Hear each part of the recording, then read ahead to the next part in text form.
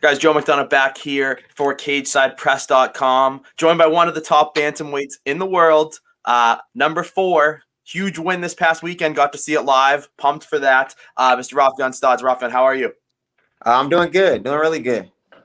And now, the most important question I'm going to ask in this interview. Ready? Yeah. How was the birthday party? Man, the birthday party was lit, man. We turned up.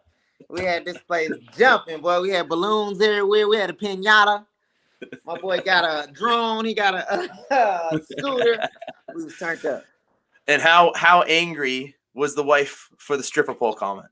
Oh, she just had to deal with it. It's my boy's birthday, Absolutely, man.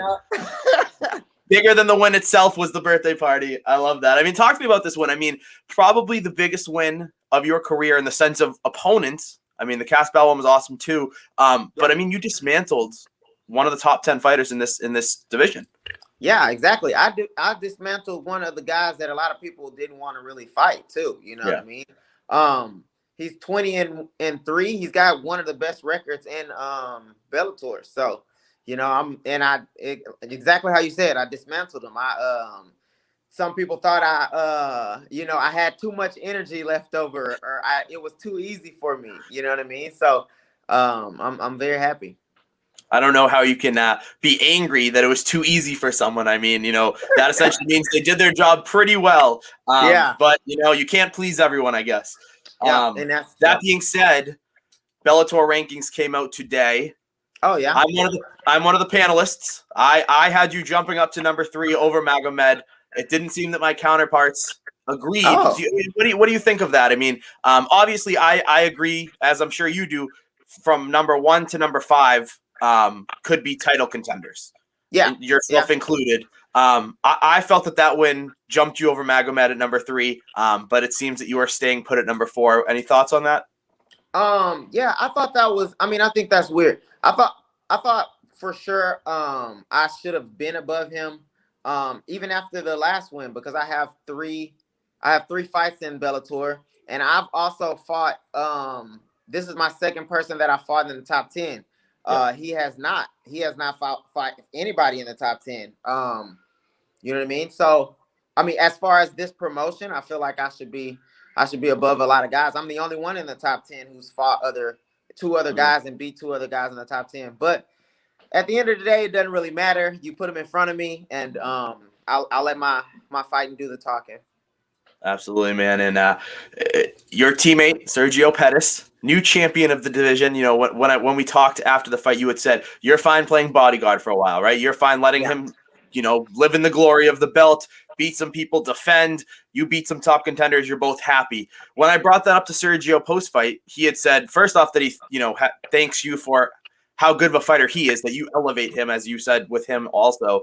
And he also said that he actually would rather you guys fight in the sense of he doesn't want to take away from you the chance to be a champion, now.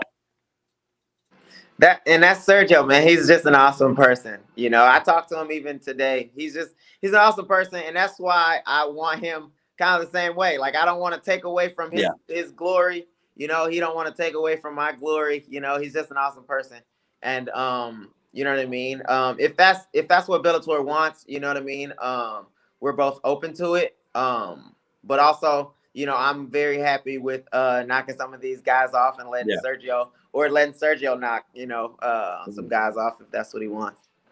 And let's say perfect Rufus Sport world, Sergio, defeats a couple people, you defeat a couple people, life's good, top 10 is all beaten by Rufus Sport. There is going to come a time when you two would have to fight, right? We'd all want to see it. You'd want to be a champion. How, and I know you guys are so respectful of each other and friends and everything, so it would work out, but how would it work in the gym, do you think? We talked a little bit about it fight night, but I have no idea, because like Sergio has grown up in Rufus Sport. I've spent my whole professional career at Rufus Sport.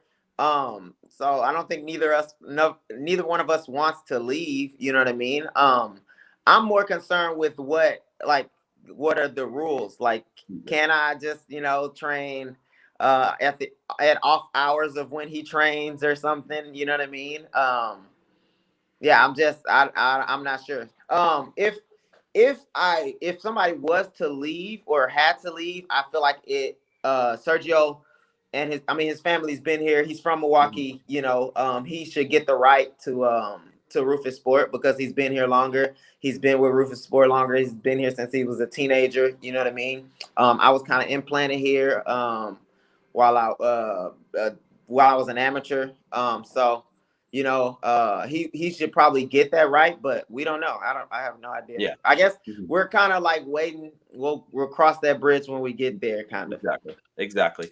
And for you've been such a top prospect for such a long time. And it seemed like for so long, myself included, people were like, what the hell is the UFC doing? What the hell is Bellator doing? What the hell are all these people doing? Finally, you're signed, success. You're I believe a top 3 fighter. You should be fighting for a title next if it wasn't your teammate.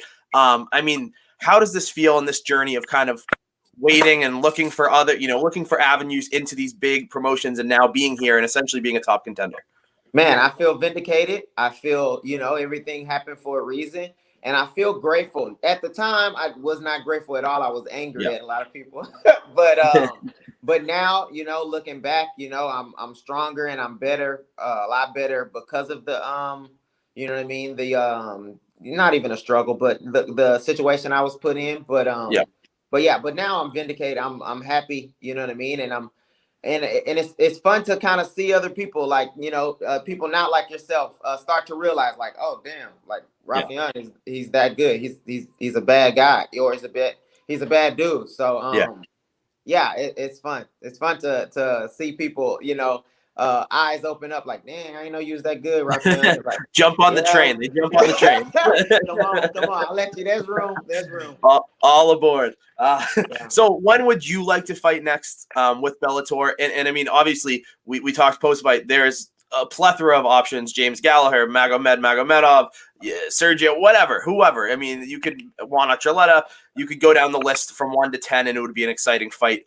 Who would you like most and when?